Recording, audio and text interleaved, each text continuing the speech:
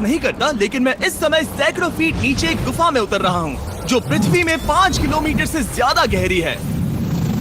चाहे हमें ये पसंद हो या ना हो, जैसे ही मैं और मेरे दोस्त जमीन को छुएंगे, हम यहाँ फंसे रहेंगे अगले 7 दिनों तक।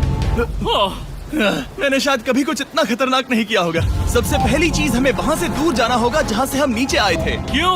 अगर तूफान आया तो ये जगह बाढ़ की चपेट में आ सकती है, समुद्र की तरह भर सकती है और हमें डुबो भी सकती है। इसीलिए हम बेस कैंप गुफा में आगे लगाने वाले हैं। ये काफी अजीब है। यहाँ की दुनिया तो अलग है दोस्त। इस गुफा की एंट्रेंस भले ही सुंदर है, लेकिन दिखावट पर नहीं जाना चाहिए। हम सब ये जानते नहीं थे, लेकिन अगले 7 दिन हमारी जिंदगी का सबसे मुश्किल समय होने वाला था। ये बहुत बुरा आइडिया था। ठीक है, कुछ घंटों में अंधेरा हो जाएगा और अगर हमारे पास कैंप नहीं होगा तो बहुत बड़ी प्रॉब्लम हो जाएगी। तुम्हें पता भी है कि तुम कहाँ जा रहे हम हो? कैंप के लिए फ्लैट जमीन ढूंढ रहे हैं। गुफा के अंदर आने पर हमें अचानक आने वाली बाढ़ से बचने के लिए ऊंचाई पर एक जगह मिली, जिसका मतलब है कि ये हमारे कैंप के लिए बिल्कुल परफेक्ट है।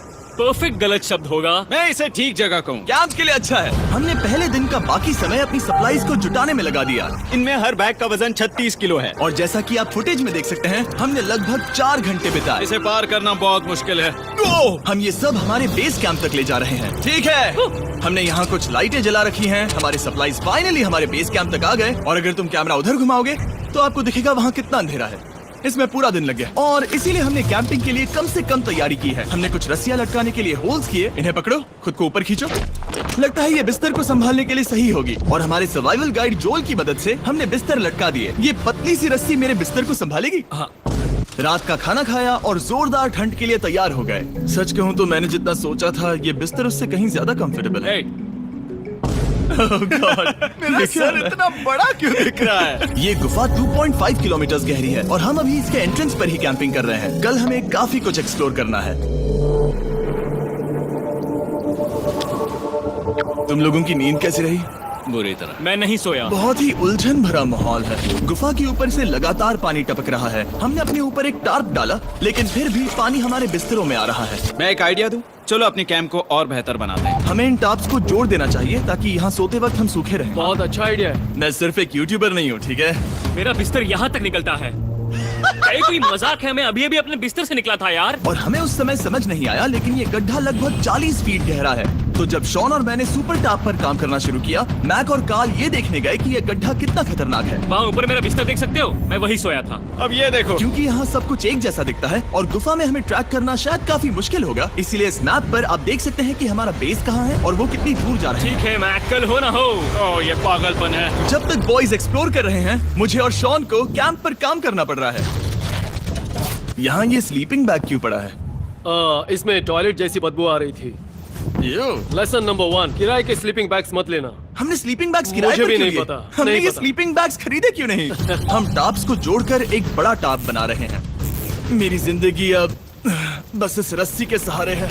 और इस बीच मैक और कार्ल अब भी गड्ढे में थे। Oh my God Mac. और आखिरकार वो कुछ समय बाद नीचे पहुंच गए। हमें इस वक्त कैंप पर काम करना चाहिए। हम बस ये दिखाना चाहते थे कि कैंप कितना खतरनाक है। बस गिर मत जाना, वरना मैं नहीं निकालूंगा। ओके। हालांकि उन्हें वापस आ जाना चाहिए था। कार्ल और मैक ये देखना चाहते थे कि वो कितनी गहराई तक जा सकते हैं। ब्रो, ये सच में पागलपन है। तुम्हें लगता है तुम ये नदी पार कर पाओगे?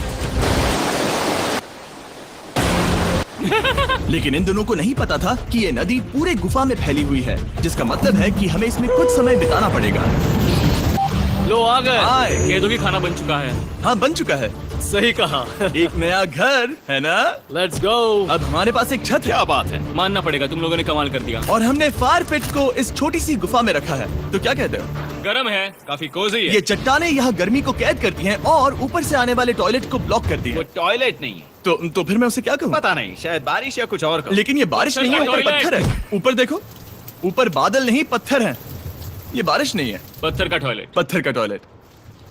पत्थर का टॉयलेट। देखा, मैंने कहा था ना। और एक सूखी रात की नींद के बाद हमने जोल, हमारे सर्वाइवल एक्सपर्ट को मदद के लिए बुलाया ताकि हम गुफा के अंत तक पहुंच सके। केव, केव, केव, केव, केव, केव। केव। चलो देखते हैं हम गुफा के कितनी गहराई तक पहुंच सकते हैं। ध्यान रहे कि हम अभी इस विशाल गुफा के शुरुआत में हैं और हमारा गोल है इसे पूरी तरह से पार करना। ऑफ कोर्स, बिना अपनी जान गंवाए। ओह माय गॉश, ये तो बहुत गहरा है। तुमने अब तक कुछ नहीं देखा। हम गुफा की गहराई में जा रहे हैं। ठीक है दोस्तों, अपने पेट अंदर कर लो। यहाँ मामला टाइट होने वाला है। मुझे नहीं लगता मैं इसमें फिट हो पाऊंगा। तब मैं इसमें फिट हो पाऊंगा। गुफा की खोज का दिलचस्प हिस्सा ये है कि आप पत्थरों की दरारों में मुश्किल से फिट हो पाते हो, ओह माय गॉड, यहाँ जगह बहुत कम है। और कभी कभी आप एक बड़े से चेम्बर में होते हो, इतना बड़ा कि हमें इसे देखने के लिए ये करना पड़ा। ओह माय गॉड, अब मैं देख पा रहा हूँ, मजा आ गया। ये कितनी चमकदार है, देखो तो ये कितना शानदार है। या! रोशनी इतनी तेज है कि मैं देख भी नहीं सकता। मैं तो अंधा हो रहा हूँ। ओ नहीं, ओ नहीं, सोचने पर लग रहा है कि शायद हमने इसका सबसे अच्छा इस्तेमाल नहीं किया। रास्ता दिखाओ। और इसी तरह हम आगे बढ़े। संभल के, यहाँ पकड़ने के लिए एक हैंडल है इधर और फिर तुम आसानी से अपने पैर को यहाँ रख सकते हो। इस हाँ, तरह? हाँ, परफेक्ट। जोल सबसे अच्छा केव गाइड। अब तक सब जिंदा हैं। ठीक है दोस्तों, तो यहाँ से चीजें दिलचस्प हो जाती हैं। क्या? ये क्या है? तो अब से वेट सूट पहनने होंगे, हम सब तैरने वाले हैं। कल मैक और कार्ल इसके बारे में मजाक कर रहे थे, लेकिन इस गुफा के एडवेंचर का बाकी हिस्सा एक जमा देने वाली नदी में होता है। ओह माय गॉड, ये पागलपन है। वेट सूट ही एक तरीका है जिससे हाइपोथर्मिया से बचा जा सकता है। हम ये क्यों कर रहे हैं? ये जिंदगी में एक ही बार करने मिलेगा। क्योंकि उसके बाद तुम मर जाते हो, समझे? गुफा के अंत तक पहुंचने के लिए हमें इस नदी में कूदना होगा और पत्थरों के बीच से होकर तेजी से बहती नदी को पार करना होगा और सावधानी से इनके बीच से गुजरना होगा। धीरे धीरे चलो, इससे तुम्हारे पैर पीछे जाएंगे। ठीक है, मैं नदी में जा रहा हूँ। ध्यान से लेफ्ट साइड की दीवारों को फॉलो करो। ये बहुत ठंडा है। तुम कर लोगे जिमी। पता नहीं मैं फिर डूब पाऊंगा या नहीं। जिमी, मैं चाहता हूँ कि तुम पानी से बाहर निकलो। ओह माय गॉड, इसको करना पागलपन है। ये कितना ठंडा है। क्योंकि जब आप पूरी तरह से ठंडे पानी में डूबे होते हो तो पत्थरों को पकड़ना बेहद मुश्किल हो जाता है। ओह माय गॉड, ये तो पागलपन था। कार्ल, चलो। मुझे डर लग रहा है ब्रो। तुम कर सकते हो। जारी रखो। देखो ये कितना मुश्किल है। हालांकि ये बड़ा मुश्किल था, पर आगे आने वाली मुश्किलों के सामने ये कुछ नहीं। हमने कर दिया। बॉय, ये। हम 10% काम पूरा कर चुके हैं, जिसका मतलब है कि ये बस एडवेंचर की शुरुआत है और अंत तक पहुंचने के लिए अभी 2 किलोमीटर बाकी है। जैसा कि तुम देख सकते हो, इस गुफा में 24 घंटे बारिश होती रहती है, इसलिए मैं हमारे लिए एक आरामदायक जगह बना रहा हूँ ताकि हम सूखे रहें। मुझे जानना है कि अगर मैं यहाँ नहीं होता तो ये सब कैसे बन पाता। मैं दावे के साथ कह सकता हूँ वो गीले पत्थर में ही सो जाता। हमें जल्दी चलना चाहिए क्योंकि अब हमारे शरीर गीले हो चुके हैं, इसलिए तापमान तेजी से गिरने वाला है। ये इतना मुश्किल क्यों है? सबसे बुरी बात यह है कि हम जितना इस तरफ आगे बढ़ रहे हैं, हमें उतना ही वापस अपने कैंप तक जाना होगा। हमारा अगला ऑब्स्टिकल पानी से बाहर हो सकता है, पर इसका मतलब ये नहीं कि वो आसान होगा। ओह, क्या ये मकड़ी का जाल है? पर यहाँ मकड़ी है ही नहीं। इसका मतलब वो हम पर हो सकती है। तुम्हारे ऊपर है। मुझे इनसे नफरत है। ये गुफा एक मिस्टर बीस्ट वीडियो की तरह है, जितना आगे बढ़ते हो उतना मुश्किल होता है। सच कहूँ तो अगर हमारे पास जोल नहीं होता तो मैं जिंदा नहीं होता। और 3 घंटे बाद जोल के पास हमारे लिए बुरी खबर थी। पानी बहुत ऊंचा है और हमने बहुत समय बर्बाद किया है। हमें आज के लिए वापस लौटना होगा और कैंप में जाना होगा। मैं असहमत हूँ। तुम सेफ्टी एक्सपर्ट से असहमत नहीं हो सकते। फिर भी मैं असहमत हूँ। जो भी हो, हमें इनकी बात माननी होगी। हमने फिल्म बनाने और फ्लेयर के साथ खेलने में बहुत समय बर्बाद कर दिया, इस हद तक कि हमें अभी रिस्टार्ट करना होगा और इस मिशन को कल फिर से शुरू करना होगा। Hello guys and welcome back to my YouTube channel. तो आज हम डेटा टाइप के बारे में पढ़ेंगे। इससे प्रीवियस वीडियो में हमने पाइथन एक्सटेंशन को VS कोड में इंस्टॉल किया था और साथ ही साथ हमने हेलो वर्ल्ड भी प्रिंट किया हुआ था कि हम किस तरह किसी चीज़ को प्रिंट करेंगे। तो आज हम डेटा टाइप के बारे में पढ़ेंगे। तो डेटा टाइप हमारे पास नंबर में हो सकती है, टेक्स्ट में भी हो सकती है, सीक्वेंस भी हो सकता है, बूलियन टाइप भी हो सकता है।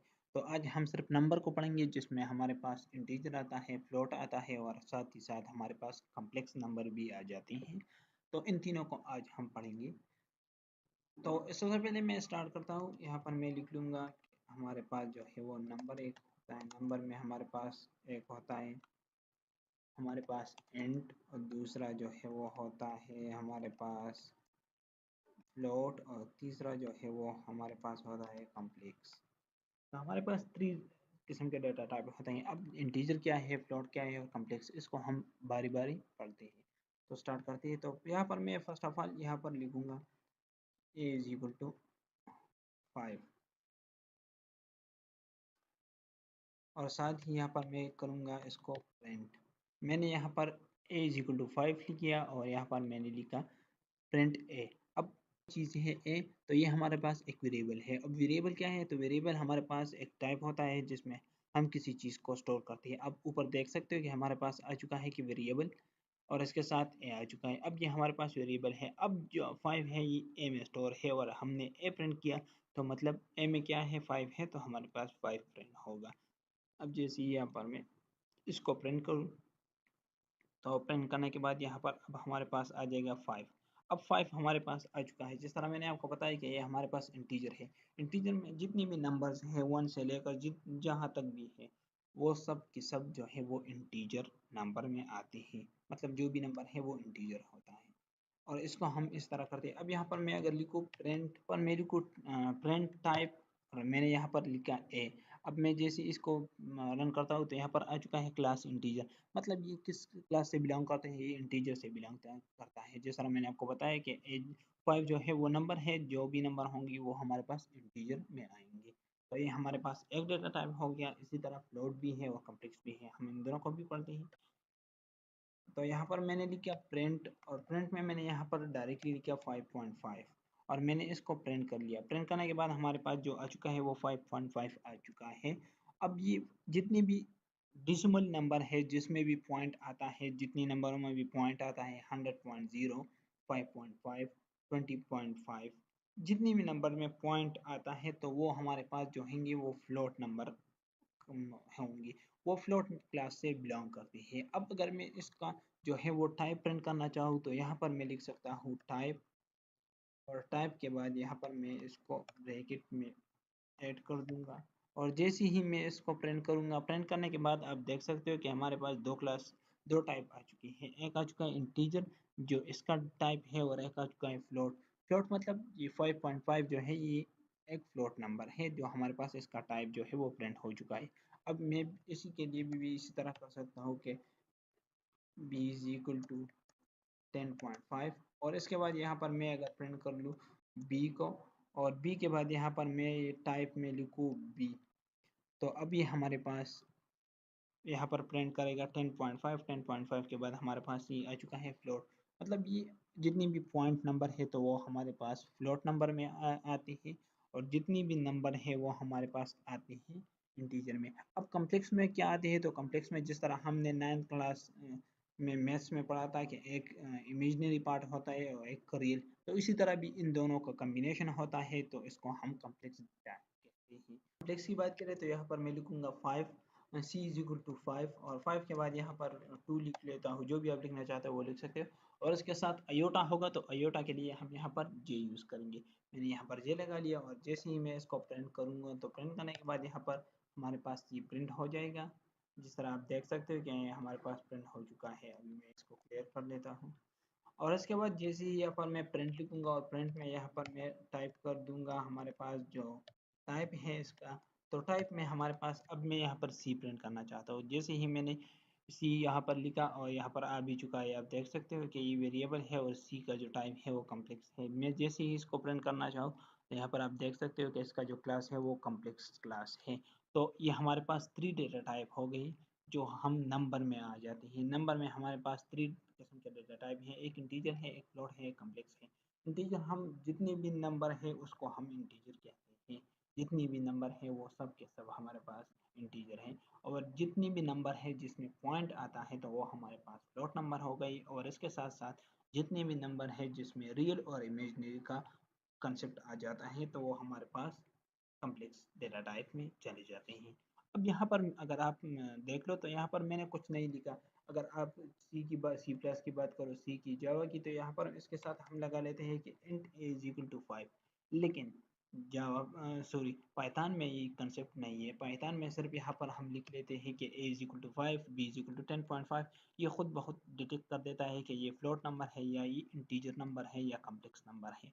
तो ये हमारे पास आज जो हमने पढ़ा वो नंबर के बारे में पढ़ा। नेक्स्ट वीडियो में हम टेक्स्ट और सीक्वेंस के बारे में पढ़ेंगे। तो टेक्स्ट में हमारे पास स्ट्रिंग और सब कुछ आ जाएगा और सीक्वेंस में हमारे पास जितनी भी डेटा सीक्वेंस के टाइप है वो आ जाएंगे। तो नेक्स्ट वीडियो में हम इसको पढ़ेंगे। अगर आज की वीडियो में कोई भी क्वेश्चन हो तो कमेंट सेक्शन में बताएंगे। अगर वीडियो चलेगी तो लाइक करना, चैनल को सब्सक्राइब कर लेना। मिलते हैं नेक्स्ट वीडियो में।